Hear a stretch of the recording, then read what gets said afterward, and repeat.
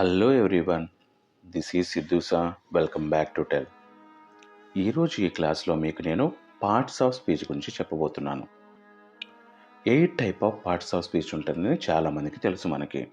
మనం ఇంగ్లీష్లో యూజ్ చేసే ఎవ్రీ వర్డ్ కూడా ఇందులో ఏదో ఒకటే అవుతుంది.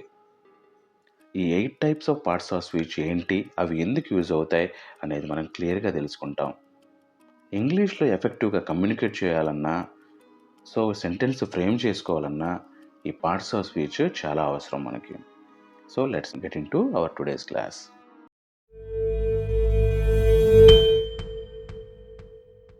పార్ట్స్ ఆఫ్ స్పీచ్లో ఫస్ట్ వన్ నౌన్. నౌన్ అంటే చాలా మందికి తెలుసు, అందరికీ తెలుసు ఆల్మోస్ట్. ఈ నౌన్ అనేది లాటిన్ నోమెన్ అనే వర్డ్ నుంచి తీసుకున్నారు. దాని మీనింగ్ నేమ్. నౌన్ అంటే పీపుల్ కానీ, థింగ్స్ కానీ, ప్లేసెస్ కానీ, ఐడియాస్ కానీ, వీటి నేమ్సే అంతే.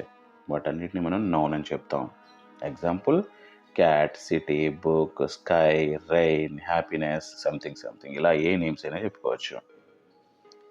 ఇంకా ఇందులో చాలా టైప్స్ ఆఫ్ నౌన్స్ ఉంటాయి. అవి మళ్ళీ మీకు వచ్చే క్లాసెస్లో మీకు ఒక్కొక్క దాని నుంచి చాలా క్లియర్గా ఎక్స్ప్లెయిన్ చేస్తాను మళ్ళీ మీకు నేను. నౌన్ తర్వాత మనకు వచ్చేది ప్రొనౌన్, తెలుగులో సర్వనామము. అంటే నౌన్కి బదులుగా యూజ్ చేస్తాం. ఈ ప్రొనౌన్ అనేది లాటిన్ ప్రిఫిక్స్ ప్రో నుంచి తీసుకున్నాం. ప్రో అంటే ముందు వచ్చేది, దాని మీనింగ్ ఫర్, దాని ప్లేస్లో వచ్చేది అని అర్థం అనమాట. ఎగ్జాంపుల్ చూసుకుంటే మనకి ఇప్పుడు ఒక ఎగ్జాంపుల్, సారా like Saras books.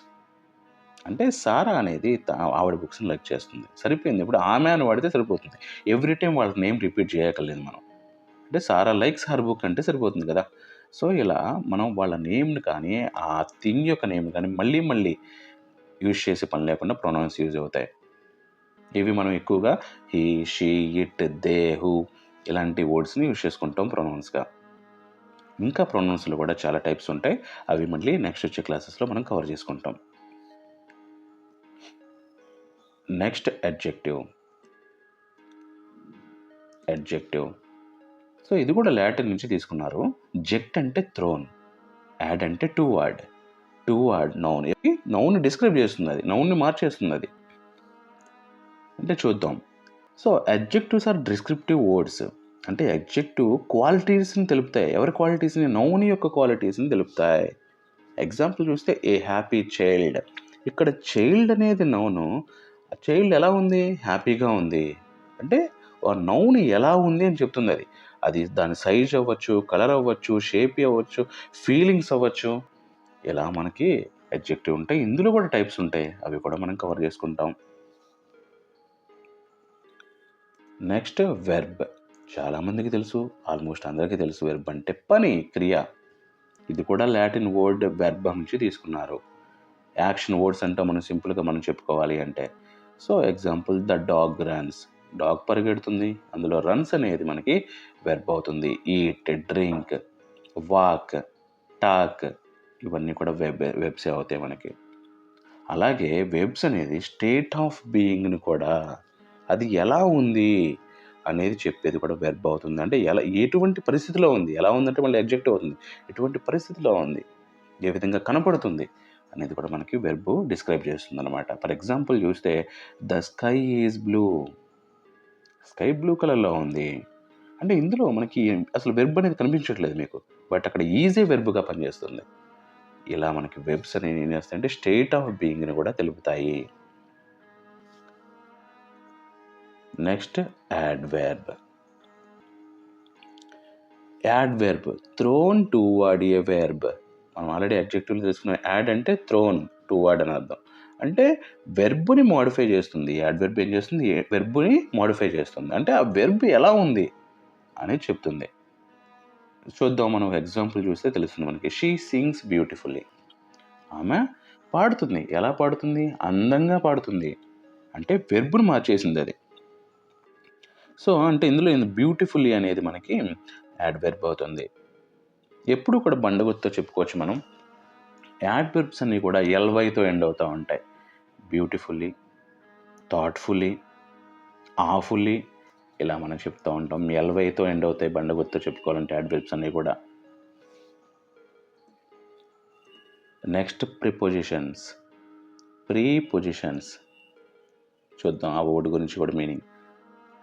Latin word నుంచి వచ్చినవి కూడా. పోజిట్ అంటే ప్లేస్డ్, ప్రీ అంటే బిఫోర్, అంటే బిఫోర్ నౌన్ ముందు ప్లేస్ చేస్తున్నాం మనం. ప్రీపోజిషన్స్ అది గుర్తుపెట్టుకోవాలి.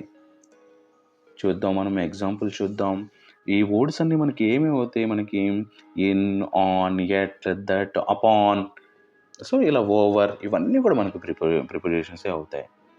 మళ్ళీ ప్రిపోజిషన్స్లో కూడా టైప్స్ ఉంటాయి, మనం ఖచ్చితంగా వాటిని కవర్ చేసుకుంటాం. ఎగ్జాంపుల్ చూద్దాం. The book is on the table. Book ఉంది, ఎక్కడ ఉంది? టేబుల్ మీద ఉంది. ఇందులో ఆన్ అనేది ఏం చేస్తుంది, మనకి ఆ బుక్కి టేబుల్కి ఉన్న మధ్యలో ఉన్న రిలేషన్షిప్ని చెప్తుంది. ఆన్ ద టేబుల్, బుక్ అనేది టేబుల్ మీద ఉంది. ఇలా ప్రిపోజిషన్స్ యూజ్ చేసుకోవచ్చు. మనకి ఇందులో టైప్స్ ఉంటాయి, అవన్నీ చాలా. ఈ ప్రిపోజిషన్స్ అనే కాన్సెప్ట్ చాలా చాలా ఇంపార్టెంట్ ఇంగ్లీష్ కమ్యూనికేషన్లో. అందుకని ఇవి ఒక్కొక్క దాని గురించి క్లియర్గా చెప్పుకుంటాం మళ్ళీ మనం.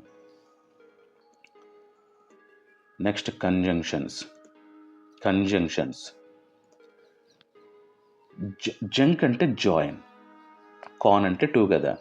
వర్డ్స్ని కానీ సెంటెన్సెస్ని కానీ ఫ్రేజెస్ని క్లాజెస్ని టుగెదర్ జాయిన్ చేస్తూ ఉంటాయి ఆ వర్డ్స్ అనేవి మనకి. సో వాటిని కంజంక్షన్స్ అంటాం మనం. ఫ్రేజెస్ అంటే ఏంటి సార్, క్లాజెస్ అంటే ఏంటి సార్ అంటే వాటిని కూడా మనం గ్రామర్లో ఖచ్చితంగా కవర్ చేసుకుంటాం. సో ఇప్పుడు మనం ఈ వర్డ్స్ అంటే ఏమవుతాయి అంటే మనకి and, but, because, also, since, ఇలాంటి వర్డ్స్ అన్నీ కూడా మనకి కంజంక్షన్స్ అవుతాయి. ఎగ్జాంపుల్ చూద్దాం. I wanted to go for a walk but it started to rain.